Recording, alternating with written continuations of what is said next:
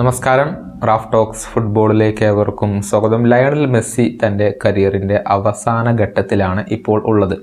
Football ലോകത്ത് ഇനി ഒന്നും തന്നെ തെളിയിക്കാനില്ലാത്ത താരമാണ് മെസ്സി. ഒരു താരത്തിന് സാധ്യമായതെല്ലാം മെസ്സി തൻ്റെ കരിയറിൽ വെട്ടിപ്പിടിച്ചിട്ടുണ്ട് എന്നുള്ളതാണ്. ഇത്തവണത്തെ കോപ്പ അമേരിക്കയും ഇപ്പോൾ അദ്ദേഹം അർജന്റീന ടീമിനോടൊപ്പം സ്വന്തമാക്കി കഴിഞ്ഞു. 45 കിരീടങ്ങൾ നേടിയ ലയണൽ മെസ്സിയാണ് ഫുട്ബോൾ ചരിത്രത്തിൽ ഏറ്റവും കൂടുതൽ കിരീടങ്ങൾ ഉള്ള താരം.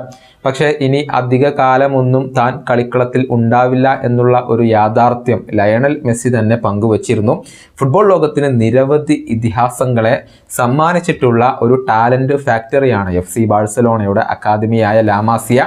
പക്ഷേ അവർ ഫുട്ബോൾ ലോകത്തിന് സംഭാവന ചെയ്തിട്ടുള്ള ഏറ്റവും മികച്ച താരം അത് മെസ്സിയാണ് എന്ന കാര്യത്തിൽ സംശയങ്ങൾ ഒന്നുമില്ല. മെസ്സി എന്ന ഇതിഹാസം പടിയിറങ്ങാനായി നിൽക്കുന്ന സമയത്ത് മറ്റൊരു പ്രതിഭയെ ഫുട്ബോൾ ലോകത്തിന് സമ്മാനിച്ചിരിക്കുകയാണ് ഇപ്പോൾ ലാമാസിയ. അത് മറ്റാരുമല്ല, ലാമിൻ യമാൽ എന്ന വണ്ടർ കിഡാണ്.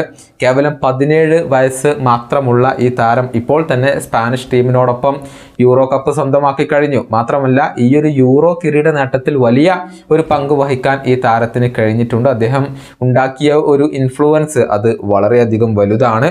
ഒരു ഗോളും 4 അസിസ്റ്റുകളുമാണ് ലാമിൻ യമാൽ ഈ ഒരു യൂറോ കപ്പിൽ സ്വന്തമാക്കിയിട്ടുള്ളത്. മികച്ച യുവതാരത്തിനുള്ള പുരസ്കാരവും മികച്ച ഗോളിനുള്ള പുരസ്കാരവും കരസ്ഥമാക്കിയത് യമാൽ തന്നെയാണ്.